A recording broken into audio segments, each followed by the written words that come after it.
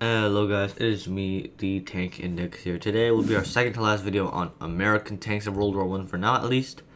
And we'll be talking about some very heavy Yankees, the 150-ton field monitor and a 200-ton trench destroyer. So let's just get right into it with the Holt 150-ton field monitor. And yes, just so you know, this image is exactly as ridiculous as you expect it to be. The original paper project was envisioned to be built in 1916 and was envisioned to fight in the deserts and plains of Mexico because, well, there are a lot of vigilantes basically constantly causing trouble, which, to be fair though, I mean, Mexico was sort of split into like 4 parts during a decade-long civil war, so I guess you can't really blame them. It was essentially designed as like a mobile artillery platform, like many tanks at the time.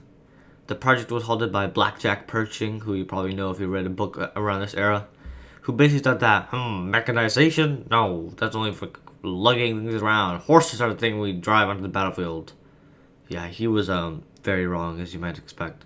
Abner Doble, who was also designer on the steam wheel tank, which I discussed on Friday, helped out on this design too, which I think is pretty cool. It would have two 6-inch naval guns on the front.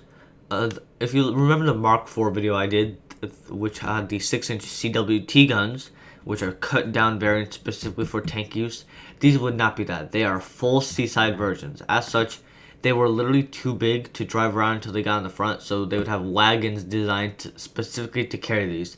And most of the wagons were actually finished by the armistice, though it's kind of weird that they made the wagons before the actual vehicle.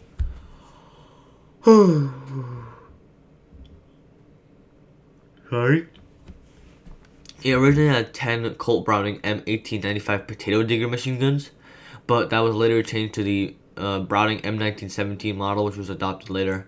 The images you're seeing are the M1917. Yeah, the Colt Browning was one of the first, if not the first, commercially sold, machine guns. I think it was recoil operated, and well, yeah, let's just say it wasn't the best for a vehicle in 1917. Each wheel was 20 feet tall and had its own gearbox. The gearboxes are basically all connected to a central transmission, and two steam engines power the vehicle, one for each set of wheels. Like the name obviously says, it weighs around 150 tons, which is very heavy. And these little pictures right here are basically what I imagine this tank being.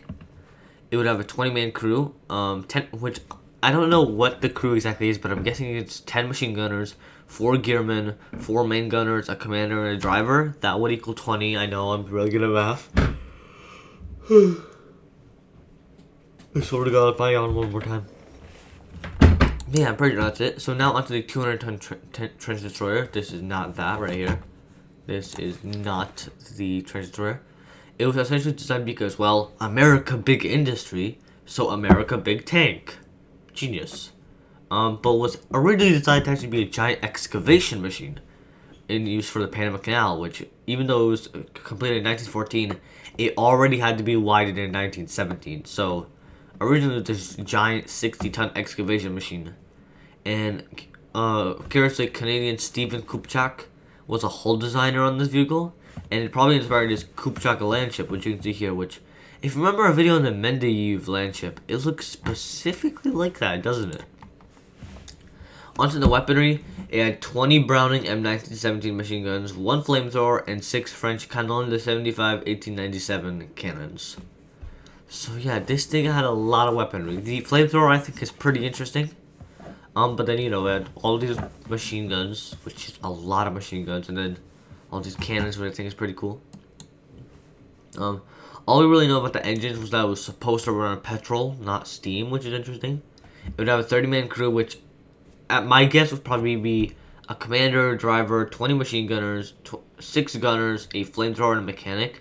Though that would leave each gunner having to load and fire the gun, which I'm not sure if that would actually happen, but whatever. Obviously, the flamethrower would have to have its own, person using it. And a mechanic makes sense with the vehicle this size. It would weigh from 180 to 200 tons, so about a mouse World War One version. The mouse in World War Two weighed about 188 tons. Onto the final assessment of these vehicles. These two gigantic, American behemoths are very, very carefully bordering the line between completely ridiculous and completely incompetent. I'd call it the former, but it's probably the latter as well.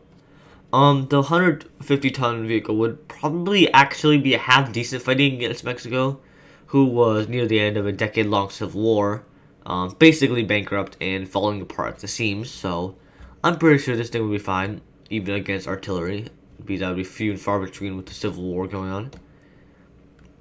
Meanwhile, in the Western Front, the giant 20-foot tall wheels would not be able to move fast enough to avoid artillery fire decimating it. There was just too much artillery in the Western Front. Meanwhile, we look at the 200-ton trench destroyer, and it was hilariously bad. The original 60-ton excavation design made more sense. It would actually be pretty useful, to be honest. Not to mention, it wouldn't be outdated after World War I. It's just too big, it's too expensive, and it's just overarmed. It's essentially a Mega A7V, but with 6 times the firepower.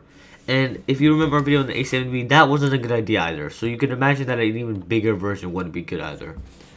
Next week I'm going to talk about a Schumann Super Dreadnought, which, if I remember carefully, as I'm saying, if I remember carefully, it's 1,500 tons. So yeah, expect that video soon.